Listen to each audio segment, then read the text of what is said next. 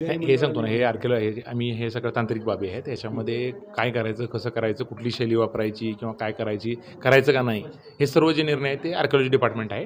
त्यासाठी काय फंडिंग लागलं तर आम्ही आमच्या ट्रस्ट बैठकीमध्ये ठराव घेतलेला आहे. कुठलंही कितीही फंडिंग लागलं तर आम्ही त्याला फंड अवेलेबल करून देणार आहे. फक्त ह्याच्या बाबतीत म्हणजे काय कुठली कार्यवाही करायची, त्या गर्भगृहाच्या बाबतीत म्हणजे रचना कसा असावी, काय असावी, याचा पूर्ण अधिकार आर्किओलॉजी डिपार्टमेंट. कारण ह्याच्या आधी 100 ते 150 वर्षापूर्वी त्या मंदिराचं डागडुजी झालेली आहे आणि आता पुढचं भविष्यात वाढती गर्दी पाहता विस्तार होणं गरजेचं आहे असं एक मागणी होती. आहे तेवढं म्हणजे जी काही आपल्या वेगवेगळ्या भाविकांच्या मागण्या आहेत, तर आमच्या पण आम्हाला ज्या तांत्रिक अडचणी आहेत, वेगवेगळ्या विशेषतः एंट्री एक्झिटची संख्या वाढवणे किंवा हे करणे, ह्या आम्ही आमच्या अडचणीसुद्धा वेळोवेळी त्यांना आपल्या आर्किओलॉजी डिपार्टमेंटच्या समोर मांडलेल्या आहेत.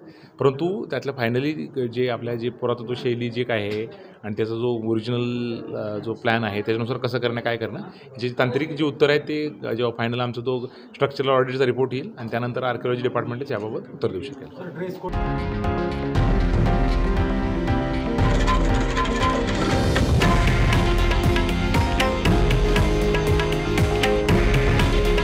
हे आहे देशातील नंबर 1 न्यूज नेटवर्क आणि आपण पाहत आहात TV9 मराठी. काळजी तुमची, हित महाराष्ट्राचं.